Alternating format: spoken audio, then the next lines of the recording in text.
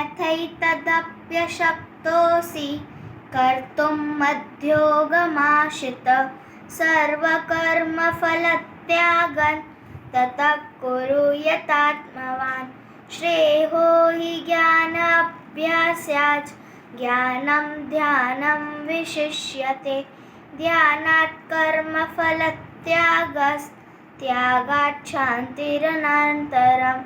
अद्रेष्टा सर्वभूतानां मैत्रकरुण एव च निर्ममो निरहङ्कारः समदुःखसुखक्षमी सन्तुष्टो सततं योगी यतात्मा दृढनिश्चयः। मय्यर्पितमनोबुद्धिर्यो मद्भक्तः स मे प्रियः। यस्मान्नोदिजते लोको लोकानोदिजते च यः हर्षामर्षभयोद्वेगैर्मुक्तो यस्तच्च मे प्रियः। अनपेक्षः शुचिर्दक्षः उदासीनो गतव्यथः सर्वारम्भपरित्यागी यो मद्भक्तः स मे प्रियः। यो न हर्षति न दृष्टि न शोचति न काङ्क्षति शुभाशुभपरित्यागी भक्तिमान्यः स मे प्रियः। समशत्रौ च मित्रै च तथा मानापमानयोः शीतोष्णसुखदुःखेषु समसङ्गविवर्जितः।